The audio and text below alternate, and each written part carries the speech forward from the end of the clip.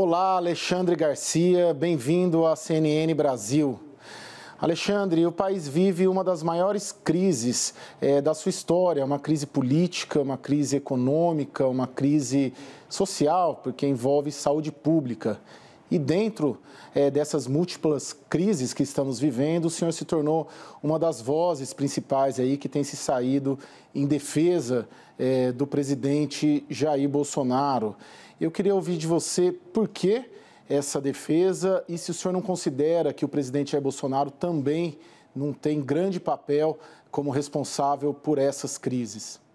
Bom, em primeiro lugar, dos meus 80 anos, eu já vi crises maiores do que essa, né? Na hora que o Getúlio se matou, por exemplo, na hora que o Jânio Quadros renunciou, né? E mais os impeachment de 2 presidentes, né? Nós tivemos muitos. Eu diria que temos uma crise dupla. Agora, outra coisa, eu não vou concordar com o enunciado de que eu defendo o presidente Bolsonaro, né? Eu estou procurando analisar os fatos, né? E condenar, no lado da mídia, uma militância que eu acho que eu não vi isso em toda a minha vida de jornalista nos últimos 50 anos. Eu entrei no Jornal do Brasil em 71 e tínhamos uma orientação de cima a baixo, né, de absoluta neutralidade em relação à notícia, a gente apresentar a notícia tal como ela é, sem embrulhá-la em pacotes feios ou bonitos, né, e com isso a gente estaria também embrulhando o nosso leitor. É uma crise, sem dúvida. Eu diria que é uma crise, é uma dupla ameaça, uma ameaça sanitária e uma ameaça econômica, né, que está sendo combatida erradamente, né, separando as coisas como se fossem alternativas. Se defender a vida, tem que parar a economia. Se parar a economia, está agredindo a vida. Quando as duas ciências, a ciência da economia e a ciência da saúde, têm que agir de forma inteligente, de forma sensata, para que nós tenhamos menos mortes e menos consequências. Nós estamos entrando numa fase econômica de catástrofe, né? Essa é a verdade, né? Embora haja uma catástrofe sanitária também, chegando aí a 14, 15 milhões de mortos, isso é terrível, né? Isso é terrível. E pegando exatamente as pessoas mais suscetíveis ao vírus, né? Pela idade, por comorbidades. E, enquanto isso, vai caindo a renda, né? A ponto de empresas irem à falência, a ponto de as pessoas fechando as portas de suas lojas. Além do desemprego que já havia de 13 milhões de desempregados, temos o dobro disso, mais os informais. Digamos aí que somos 70 milhões de brasileiros, a maior parte pais de família, a gente pode duplicar esse número. Apenas uma minoria, né, pode se dar ao luxo de ficar em casa, de pedir a comida pelo celular e de pagar pelo celular. A gente tem que pensar também na imensa maioria do povo brasileiro que está trabalhando agora de manhã para comer à tarde, né? Resumindo aí a situação, Alexandre, acho que essa é a minha posição. Oi, Renata. Sim. Eu acho que esse é o debate que está em curso não só no Brasil, mas no mundo, né? Como conciliar a proteção às vidas, à saúde e também como que as pessoas fazem para sobreviver. Queria pegar esse ponto da postura do governo federal em relação ao enfrentamento dessa crise de saúde pública. Gostaria de ouvir a sua avaliação do ponto de vista dos posicionamentos do presidente da República, como ele tem agido, qual a avaliação que o senhor faz? Acho que o presidente poderia olhar mais nas duas ciências, né? Trazer um grupo de cientistas econômicos e um grupo de cientistas da saúde, né? E para achar juntar esses grupos para achar soluções, tanto para a sobrevivência do brasileiro como vida, saúde, né? Quanto a sobrevivência do brasileiro como sobrevivência alimentar, digamos assim, que é a mais elementar que existe, né? Talvez o presidente esteja pecando, né, por uma decisão única. Ele foi eleito para governar, né, mas bem que poderia ter mais aconselhamento de pessoas da área científica, tanto da economia quanto da saúde. A gente viu ele acabar de trocar, né, pela segunda vez, um ministro da Saúde em meio a essa pandemia. Ele tomou a decisão correta nesse caso?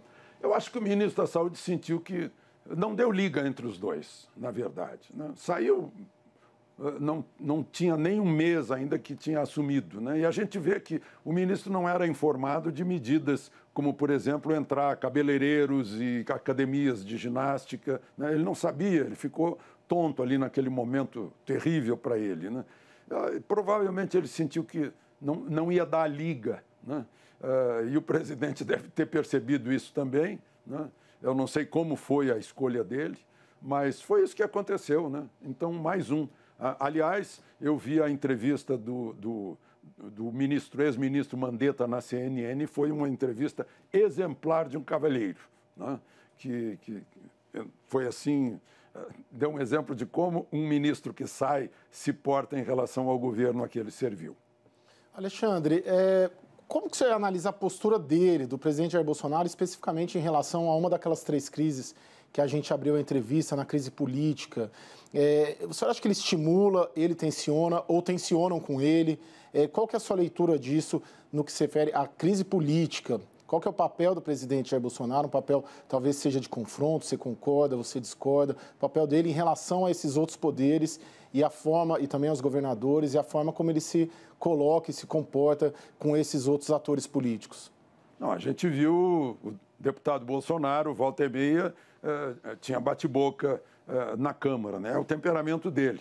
Esse é o presidente que foi eleito por 58 milhões de eleitores, quase isso, né? Esse é o temperamento dele, né? Eu imagino que se ele mudasse o temperamento, seria um hipócrita, né? Então, esse é o temperamento, tem que lidar com isso, né?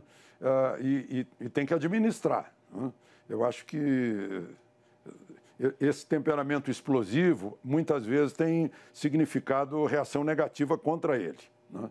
Ou de pisar em casca de banana, ou de dar resposta no momento em que nem merecia resposta, né? Porque as pessoas estão cercando, que fazem perguntas para ele, querem fazer perguntas para ver se ele escorrega, porque as pessoas não se conformam de que o povo não a seguiu, né? Perderam a eleição em outubro de 2018, né? E talvez tenham querido se vingar por essa perda, e o pior é que está trazendo perda para os próprios autores disso, né? A gente olha a última pesquisa da CNT, que está mostrando exatamente isso, né? Na avaliação de como as pessoas acreditam nas notícias e de como as pessoas aprovam e desaprovam o presidente. Agora, o senhor não acha que esse estilo do confronto, ele caberia muito mais enquanto deputado, ou mesmo numa eleição, mas quando se é presidente, você tem que tentar, e não estou dizendo que tem que ser assim, mas eu digo que poderia ser assim, um pouco menos, propiciar um ambiente menos distensionado, principalmente em meio a essa crise múltipla que a gente está vivendo, que ele poderia, na presidência da República, distensionar em vez de tensionar? Sem dúvida. Agora, quase a gente está dizendo que a culpa da pandemia é do presidente e não do novo coronavírus. A gente está quase dizendo isso nesse momento, né? O presidente se acostumou, como deputado, ao entrechoque, né? Se acostumou em todas as campanhas eleitorais que ele fez, por ele e por outros que foram eleitos, a esse entrechoque. Eu acho que sim, que tem que ter, né, a presidência da República tem um cerimonial, né? Talvez o cerimonial deva segurar um pouco, né? Mas parece que ele gosta desse contato pessoal diário com os jornalistas, né? E é sempre um contato pessoal e diário que provoca fissuras, que provoca arranhões, né? Que provoca entrechoques, né? É uma questão de conter esse... Ele não vai virar um gentleman inglês, né? Mas eu acho que pode muito bem tentar segurar, puxar suas próprias rédeas. Alexandre, você citou essa questão de que pontos que acabam provocando uma reação mais inflamada do presidente ou que o contrariam, né, vem de atores que estão inconformados com a sua eleição. Isso faz um eco ao que a gente escutou muitas vezes no governo anterior, no governo do PT, por exemplo, em que, sim, havia esse discurso, né, de um inconformismo com a chegada do partido no governo, né, de que havia inimigos na grande imprensa.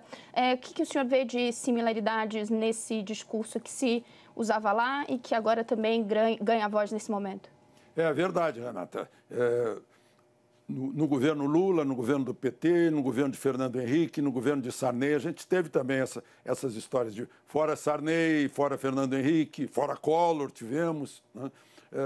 São manifestações naturais, manifestações livres, mas eu nunca vi algo assim tão... Às vezes eu fico pensando, eu não acredito em teoria da conspiração, não acredito. Mas às vezes, puxa, não é possível que isso não seja combinado, porque é uma coisa incrível, né? Como se torce a informação, como se omite algumas informações. Essa pesquisa de que eu falei, da CNT, pesquisou a credibilidade do jornalismo e a credibilidade do presidente, que caiu. Né? Mas ninguém menciona sobre a credibilidade do jornalismo, que é menor ainda que a credibilidade do presidente. Né? Eu sei que é um mecanismo de autodefesa, né?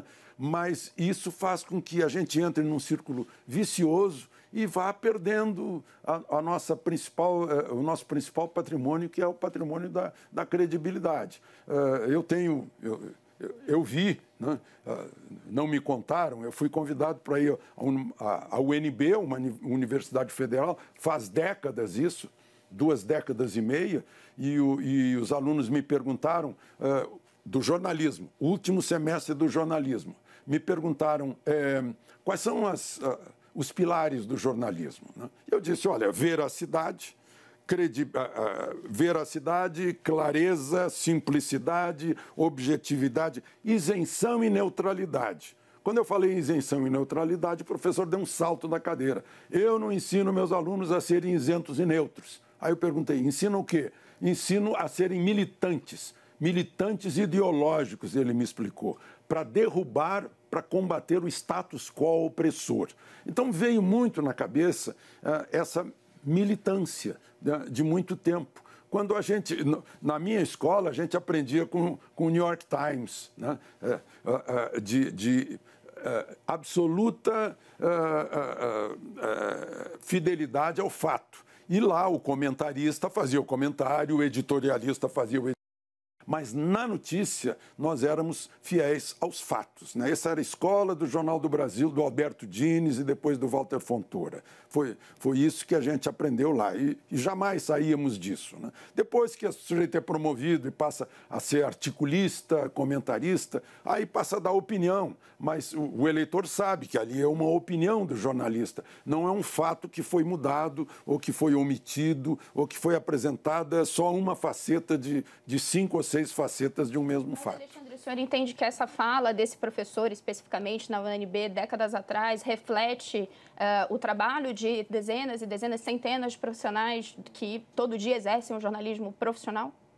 Não, centenas e dezenas de jornalistas que eu conheço, né, são absolutamente fiéis aos fatos, né, buscam a verdade, fazem um belíssimo trabalho. Né. Eu estou falando parece que dá uma cegueira em alguns, e os repórteres que estão na frente, no fronte, esses repórteres estão ali contando o que acontece. Né? Mas depois, sei lá, na hora de edição, às vezes acontecem algumas coisas, eu estou falando principalmente de jornais, né? Aí o título sai de alguma coisa que não importa. Né? Eu não estou acusando ninguém, não estou sequer reclamando, eu estou alertando. Eu quero alertar se a gente está realmente fazendo um tipo de militância ou se a gente está retratando os fatos tais como eles são. Alexandre, governos anteriores também, principalmente o governo do PT, adotaram também uma postura crítica à cobertura de mídia, tal qual hoje o presidente Jair Bolsonaro também adota uma postura, por vezes até agressiva ali, contra profissionais de imprensa. Você não acha que também, muitas vezes, isso pode ser até uma estratégia de governo, né, de se utilizar e de reclamar e de entonar as fake news, né, como uma estratégia para desarmar notícias que sejam ruins contra os governos, seja o atual, sejam governos passados, sejam governos no Brasil e sejam governos mundo afora, né? Como uma estratégia mesmo de governo, de você desmoralizar uma classe para depois atribuir informações erradas e ruins para o governo como mentirosas. Qual que é a sua avaliação nesse campo? Bom, eu acho que nem o presidente Lula, nem a presidente Dilma, por exemplo, falando de PT, foram tão... trataram os jornalistas de uma forma tão forte, tão, às vezes, pouco cortês quanto o presidente Bolsonaro, né?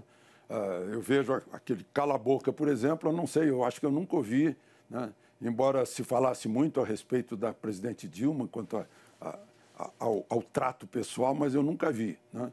Nem o presidente Lula, né? Então, provavelmente... isso provoca um troco, né?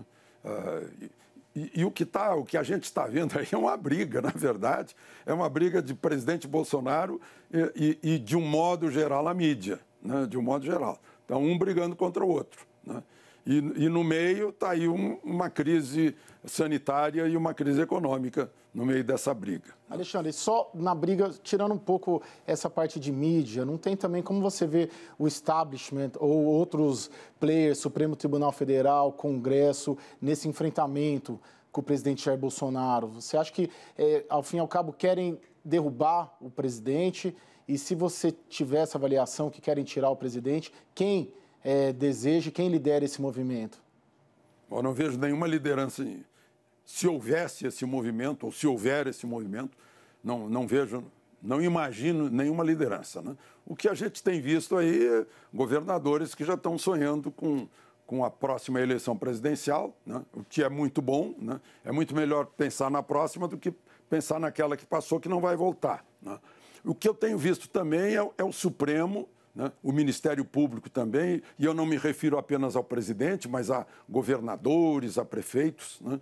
Uma interferência do Poder Judiciário como se executivo fosse, e como se tivesse poder de veto sobre decisões do Poder Executivo, né?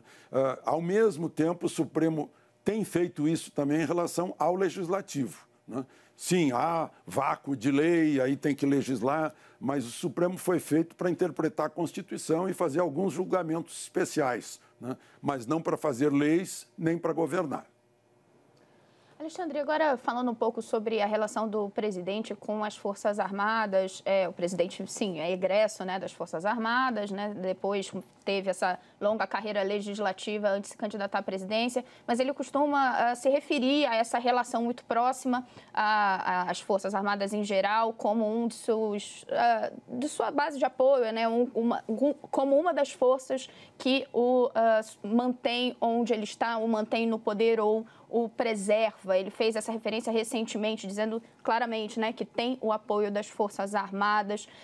No fim, vimos que o ministro da Defesa teve de emitir ali 2 notas dizendo que o papel das Forças Armadas, na verdade, é outro, em defesa da democracia. Gostaria de ouvir o senhor sobre esses 2 episódios. Pois é, o papel das Forças Armadas é outro em defesa da democracia, você acabou de dizer, né? Democracia é eleição.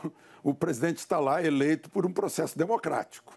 Ele é o comandante supremo das Forças Armadas. As Forças Armadas, pelo artigo 142 da Constituição, são defensoras da pátria, etc., da lei e da ordem, né? Lei e ordem é manter o presidente da República governando, proteger o Congresso Nacional, proteger o Poder Judiciário, proteger os 3 poderes, as fronteiras brasileiras, etc., né? Então, eu não vejo por que achar que isso virou notícia o presidente dizer que eu tenho o apoio das Forças Armadas, né? Na verdade, o apoio que ele tem é de uma maioria de eleitores, né? Isso sim, as Forças Armadas são órgão de Estado, né? Cujo comandante supremo é o presidente da República e cuja função é defender a lei e a ordem, ou seja, defender a democracia e liberdade, como disse aquela nota, que chegou aí além do que o presidente tinha dito, né? Foi além, dizendo que também é importante a independência entre poderes. Chegou a vir um recado naquela nota que o presidente nem tinha pensado nisso, né? Se referindo à questão do Ramagem não poder ser diretor da Polícia Federal, né? Então, eu não vejo nada de extraordinário nisso.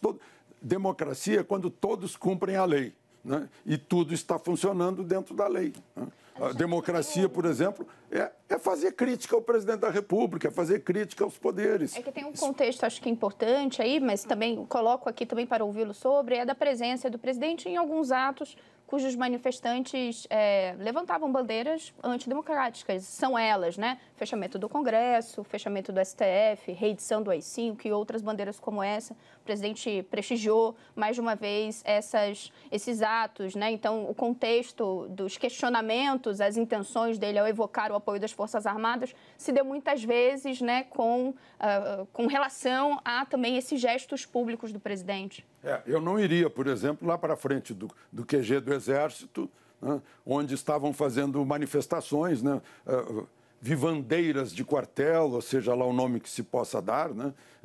Eu lembro de que o general Castelo Branco chamava isso de vivandeiras de quartel, que ficam percorrendo os bivaques, né, acho que, bom, uma é tempo perdido dos manifestantes de fazerem isso, né? E outra não foi o momento nem o lugar de o presidente ir lá e dar apoio para eles, é o que eu acho, né? Assim como se naquele dia na rampa em que havia um manifestante com a bandeira, com um mastro ao lado do presidente, em cima estava a bandeira brasileira e depois vinha a bandeira dos Estados Unidos e a bandeira de Israel, né? Eu, se fosse presidente, diria, olha, fica só com a bandeira nacional aqui, que nós estamos no Brasil, né? Mas, enfim, são coisas que... Alexandre, você não acha que o presidente Jair Bolsonaro se fia um pouco nesse apoio das Forças Armadas, até como um elemento de sustentação política dele, tendo em vista que o Supremo Tribunal Federal não é muito próximo a ele, o Congresso Nacional não é muito próximo a ele, então ele se fia muito nesses generais e nas Forças Armadas, nessa proximidade com as forças, como um elemento de sustentação política no cargo? Olha, eu não sei, não poderia responder, porque eu teria que dizer eu acho, ou eu não acho, eu não entro, eu não tenho capacidade de telepatia, de ler pensamento, né? Ele confia nos generais que são, inclusive, da turma dele, são amigos dele, né?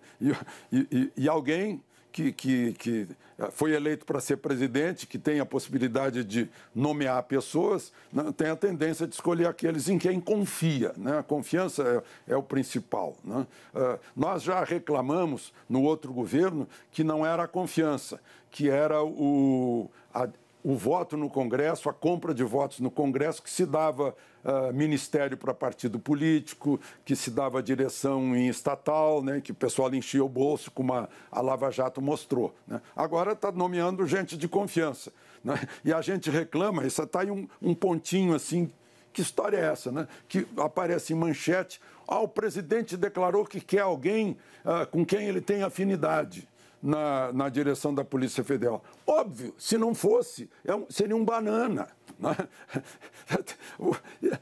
Se ele vai nomear pessoas de confiança, né, tem que ter afinidade. Ele tem que ter afinidade com o ministro da Justiça, com o ministro da Educação, com o ministro da Saúde, com todos os ministros. Ele tem que ter afinidade, né? Se nomeasse gente com quem não tem afinidade, não sei, não estaria bem certo.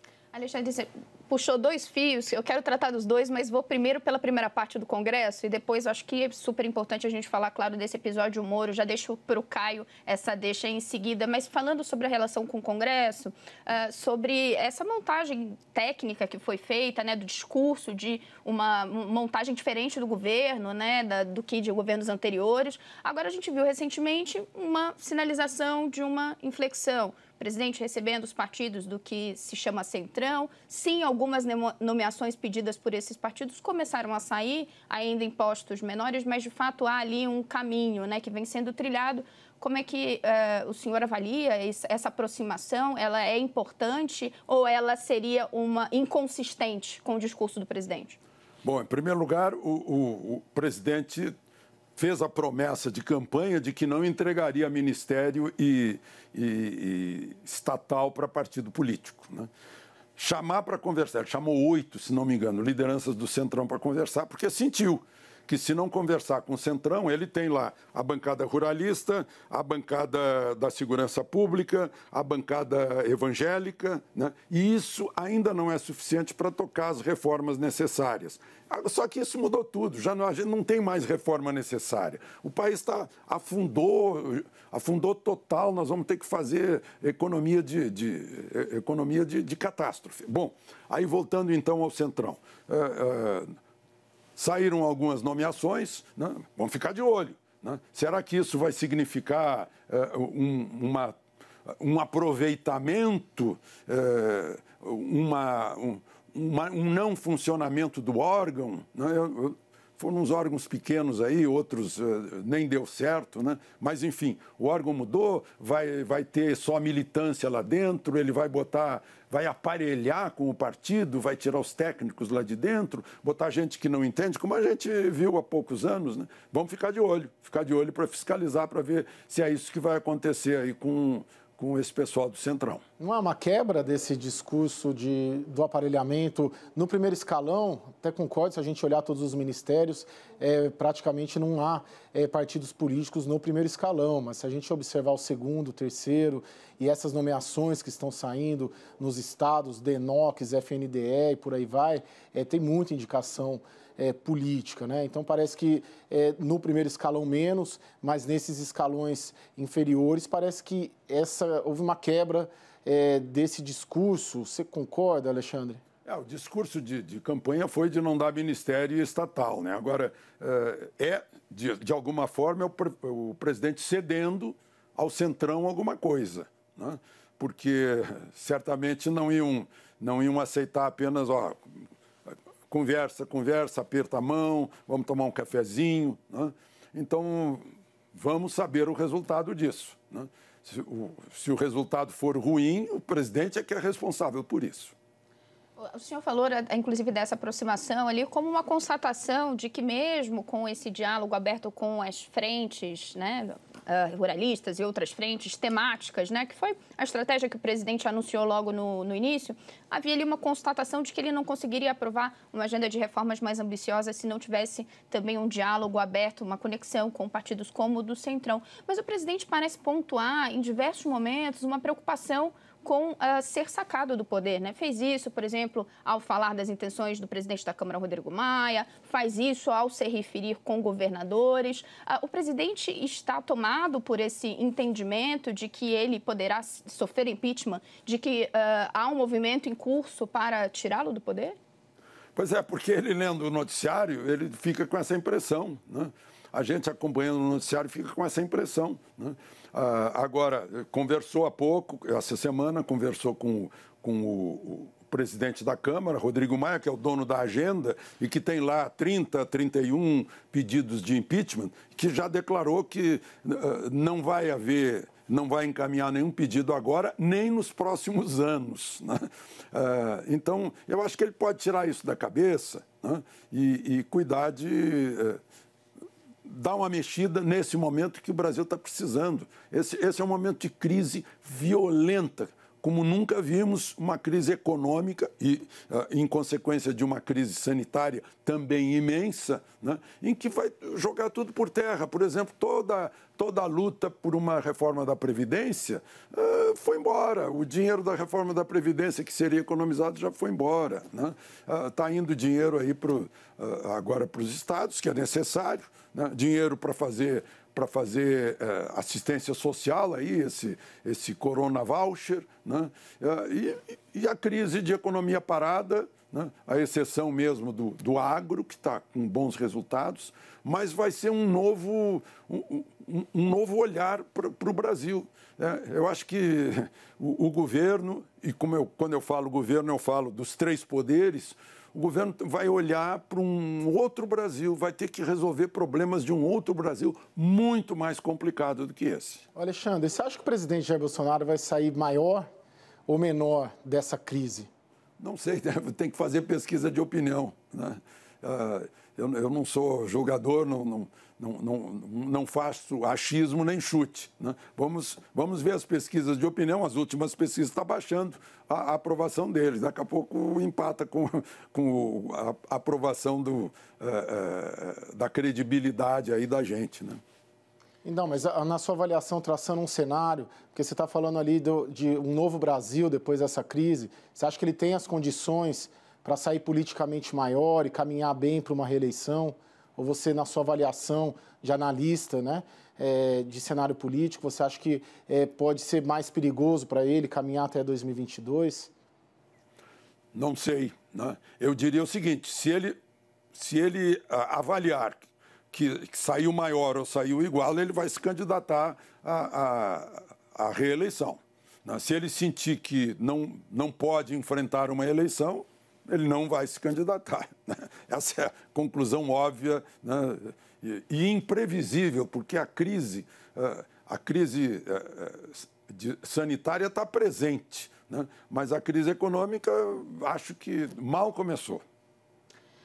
Alexandre, focando de novo e considerando os aspectos dessa crise em que vivemos, né? O presidente deixou de forma muito clara, não é nem apuração de bastidor, ele mesmo fala, né? Qual é a visão dele sobre como deveríamos seguir, né? Retomar a economia, acabar com as medidas de restrição, ou boa parte delas, usar a cloroquina como uma forma de aqueles acometidos pela doença como uma via de tratamento, e ele, inclusive, esses dias deu uma nova sinalização, pediu para que o empresariado ajudasse a pressionar governadores e prefeitos para que essa agenda possa ser colocada na rua. Qual é a avaliação do senhor a esse caminho? Veja só, o presidente, na verdade, está diante dessa crise assim como Pilatos, né? Ele não tem os poderes para lidar com o essencial dessa crise. Os governadores e prefeitos é que têm os poderes. Isso é determinação, é interpretação do Supremo da Constituição. Então, de certa forma, ele fica numa posição favorável de dizer, olha, isso não é comigo, isso é com o governador de São Paulo, ou o governador de Tocantins fez melhor assim, fez melhor assado. Cada governador vai ter que avaliar a sua situação, a situação do seu estado, né? E dentro do seu estado vai ter que conversar com os prefeitos para ver que municípios podem retomar a atividade, não tendo nenhum caso, e os que não podem, né? O que o presidente pode fazer é observar de longe, né? Ele vai lavar as mãos, né? Isso falando numa atitude que o favoreceria, né? Agora, se continuar essa briga dos dois governadores, né, que são os mais vistos aí, o Witzel e o Dória, e o presidente, essa briga é recíproca, né?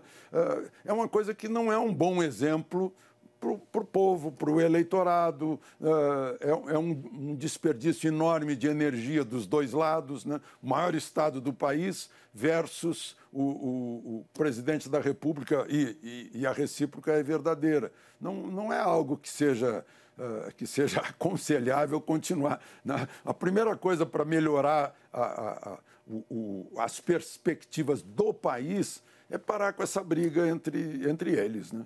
Alexandre, qual que é a sua leitura do esse episódio recente do Sérgio Moro contra Jair Bolsonaro, à luz do que a gente já sabe, né? Os depoimentos, o tal do vídeo, do que já vazou dele.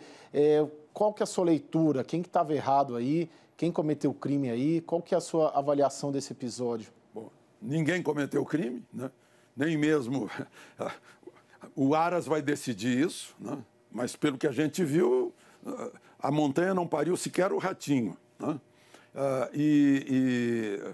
Eu acho que o o ministro poderia muito bem esperar para pedir demissão e depois fazer aquela série de insinuações que ele disse que não estava dizendo que o presidente estava cometendo crime, né? Ele quis se preservar de denunciação caluniosa, né? Mas eu acho que perdemos muita energia nisso, muita força nisso, nessa briga aí de egos, né?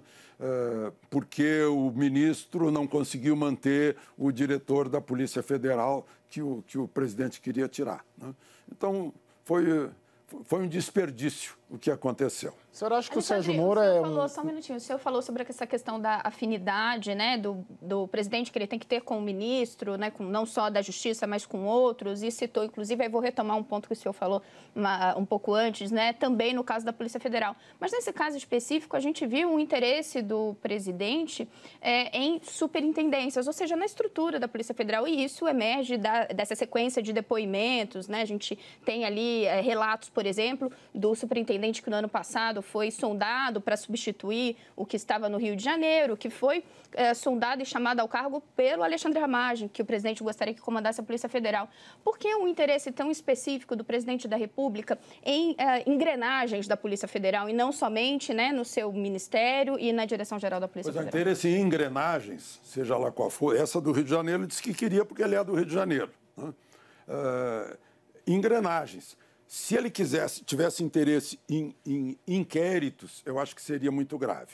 Agora, se ele não pode mexer em direções da Polícia Federal com as quais ele não estava satisfeito, né, então ele não é chefe, né?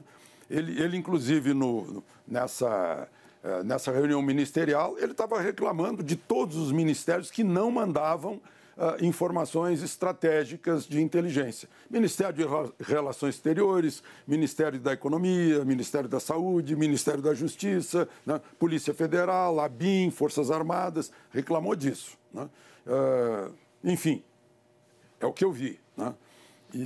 Mas a gente vai ver, o Aras vai decidir do que se trata, né? E depois o ministro Celso de Mello é que vai resolver se houve ou não houve indício de crime que possa aprofundar ainda mais a investigação nisso tudo que o então ministro Sérgio Moro falou como ministro. Qual que é a tua visão do Sérgio Moro? Você acha que ele é um técnico ou ele é um político?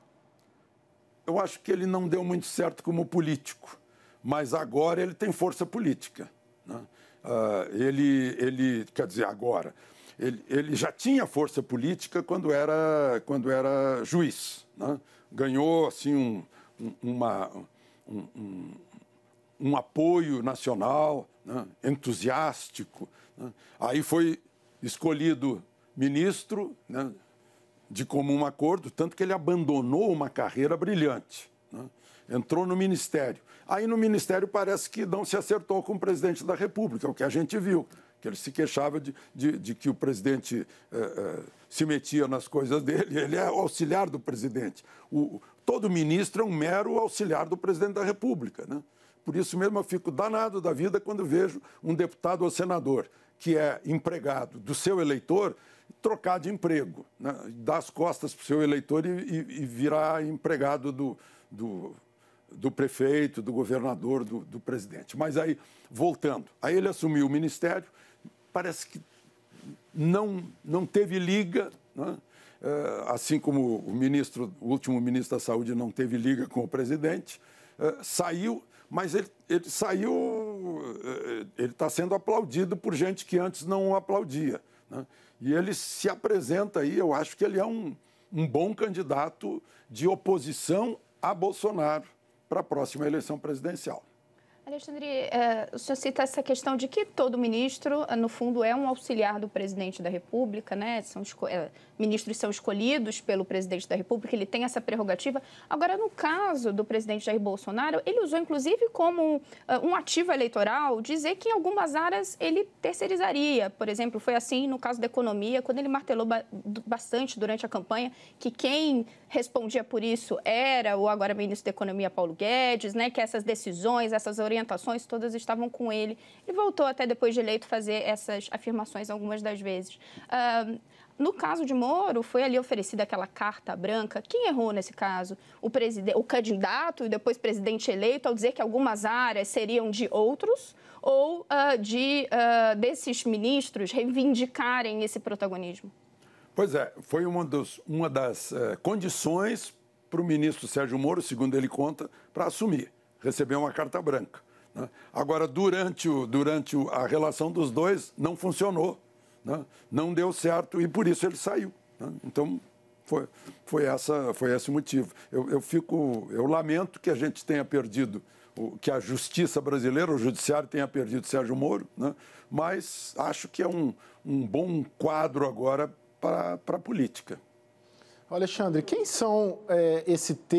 é esse terço da população que apoia o presidente Jair Bolsonaro em todas as pesquisas aparece ali 30%, 28%, 35%. Qual que você acha que é o perfil e você avalia que esse grupo deve permanecer com o presidente até o final do seu mandato? Não sei, eu vejo os apoiadores que vão lá para frente do Palácio Alvorada, né? Se for uma amostragem, é gente que fica de joelhos na frente do presidente. É aquele apoio que Lula tinha também, mais ou menos nesse nível, né? Que é um pessoal que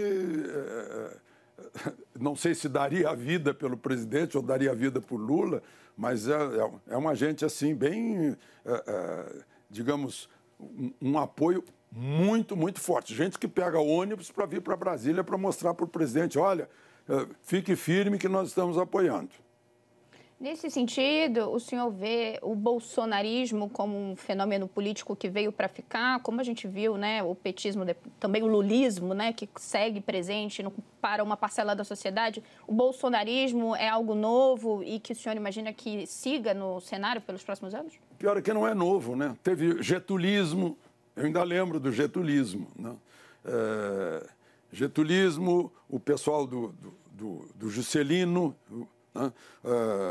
Pessoal do Collor, pessoal do Lula, né? A gente está sempre, parece que é uma parte do Brasil que fica atrás de figuras, né? de salvadores da pátria, né? Eu acho que talvez seja esse um dos nossos problemas, né?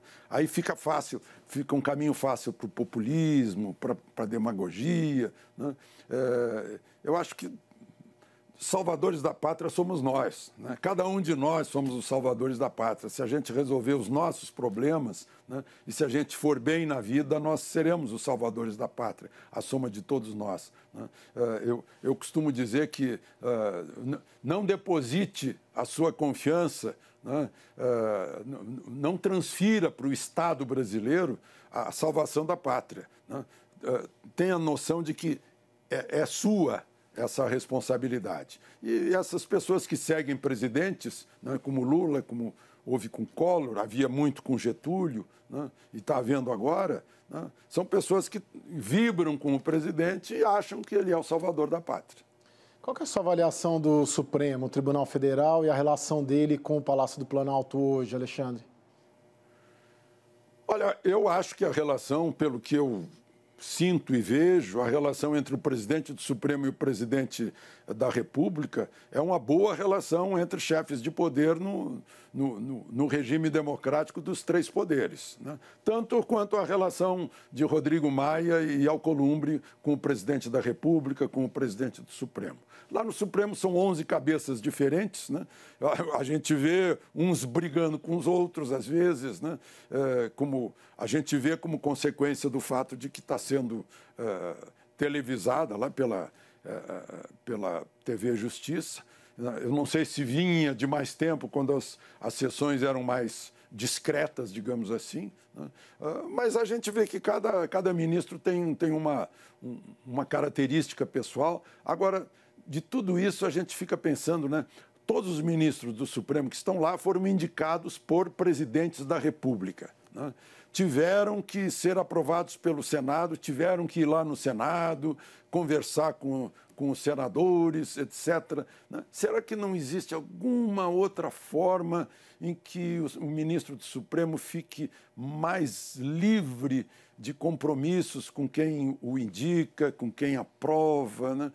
Eu fico sonhando com isso. Não sei se é possível. Os constituintes de 88 não acharam fórmula melhor, mas essas questões que envolvem o Supremo, né? Quanto mais o Supremo entra no noticiário, mais isso significa que existe alguma crise, que acaba lá, né? Que o Supremo não se politize, que o Supremo fique em torno da Constituição e sem compromissos com o poder político, né? Porque é o único dos poderes que não tem voto, né? É indicado pelo presidente que tem voto e aprovado pelos senadores que têm voto, né? Eles se legitimam por isso, né?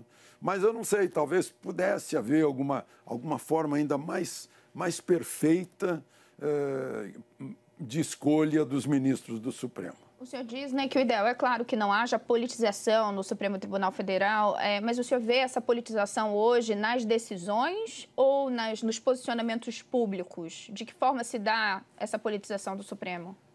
Eu fico na dúvida, né? Porque eu não tenho como perguntar para um ministro do Supremo se é aquilo ou não que eu li no jornal, né? Mas toda hora a gente vê no noticiário, fulano era amigo de fulano, por isso assim, assado, né? Não sei se faz parte aí do disque-disque, né? Mas eu temo que possa haver politização, né? Mas também sei que são 11 pessoas humanas, né? Que vão agir de acordo com tudo que passaram na vida desde crianças, né?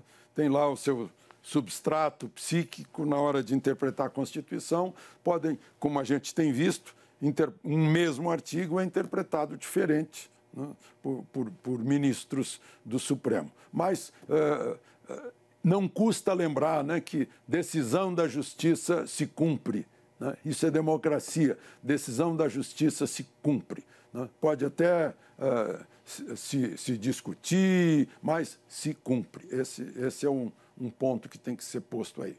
Alexandre, você acha que a esquerda brasileira, qual que é a sua avaliação sobre a esquerda? Você acha que ela consegue se reestruturar ou a onda ainda no país até 2022 continua sendo à direita?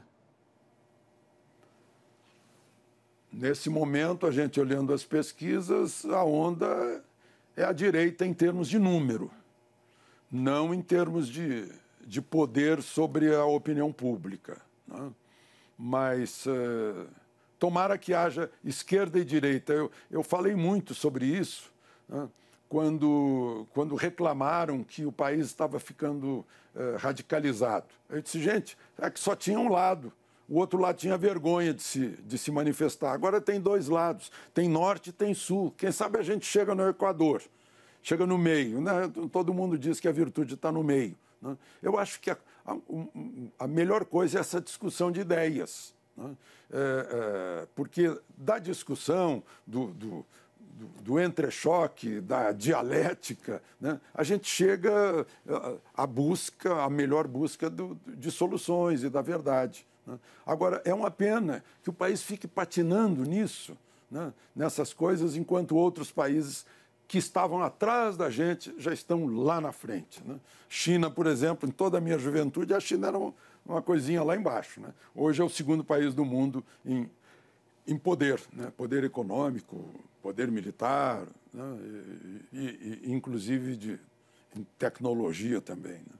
Mas quando o senhor fala desses polos, né, bem, agora a gente tem um outro lado que seria o surgimento da direita, é o que eu estou entendendo, né, que antes teríamos só um debate, inclusive político no Brasil, centrado em ideias mais à esquerda. Como é que o senhor classificaria esses polos hoje no Brasil de direita e esquerda? Porque, por exemplo, a considerar a plataforma do presidente Jair Bolsonaro foi conservadora nos costumes, liberal na economia. Diante disso, a partir desse ponto, como é que o senhor classificaria esses polos hoje no Brasil? Pois é, em alguns países o liberal é a esquerda, né? Então, o liberal na economia, conservador nos costumes, é a busca de uma de uma fórmula que pegue o melhor dos dois lados, né? Será que esse é o melhor dos dois lados, né? Então, a esquerda discute que a economia liberal é uma economia longe da economia estatal, né? Que a família conservadora é algo retrógrado, né? São divergências, né? Divergências que tomara que conduzam não a um choque, mas a uma discussão de ideias, né? Eu costumo dizer que discutir ideias não é usar adjetivo na interjeição, é usar substantivos e verbos para que cada um explique a sua posição, o outro ouça, né? E venha com outro argumento. Diz, puxa, então, olha, você tem razão nisso, eu tenho razão naquilo, né?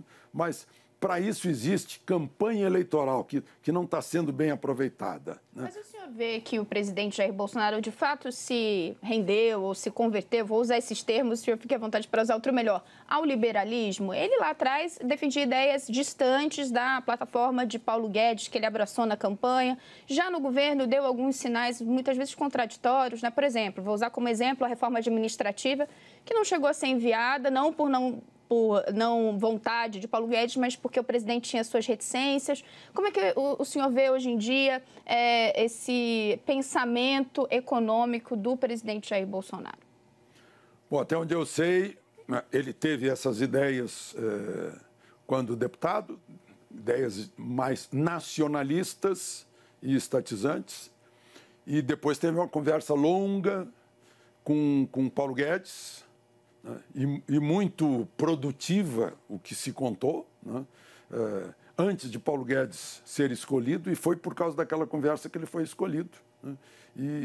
E agora mesmo eu ouvi ele falando que Paulo Guedes fala por ele, e não ele fala por Paulo Guedes. Então, eu diria que se converteu ao liberalismo, ou sim, concordou que a saída é aquela. Era, né? Porque agora a gente está falando de outro futuro, né? Agora vai ser outro Brasil, é o Brasil pós-pandemia, o Brasil pós-paralisia, pós-mortes pelo coronavírus. Eu não sei se liberal ou o que vai poder funcionar, agora tem que ser economia de guerra, né? Essa é a verdade. Então, a gente está discutindo se é liberal, se não é liberal. Acho que o pragmatismo manda que se enfrente com a melhor solução. E eu não sei qual é a melhor solução, porque eu não sou especialista em economia nem em coisa nenhuma. Alexandre, eu queria aproveitar que você acompanhou muito de perto e acompanha ainda todos os últimos presidentes da República. Não precisa fazer uma avaliação de todos, evidentemente, mas pelo menos aqueles desde a redemocratização, bem singelamente, mas quais você considera os melhores, os piores, ou pontos bons, pontos negativos nesses presidentes, nos últimos presidentes da República? Vai surpreender. Itamar Franco, no topo. Por quê? Uma que ele fez, confiando na sua equipe, o real. Gente, a inflação era 5.000% ao ano, 84% ao mês. Ele mudou o país com isso, completamente, né? Apareceu outro país que passou a ter uma moeda. Não tinha moeda, a moeda era o dólar. Passamos a ter uma moeda onde a referência material de um país é a moeda. E nós não tínhamos essa referência. Aí podemos cuidar de outras coisas, né? Porque antes era só a sobrevivência.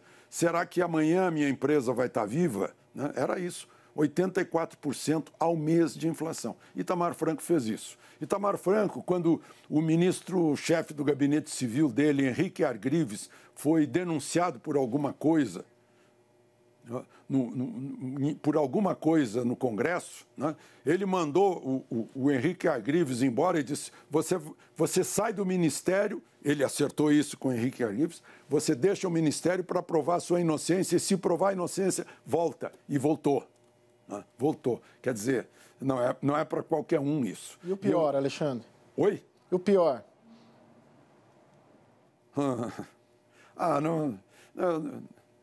Melhor não falar. Melhor não falar, que é uma pessoa que eu respeito muito.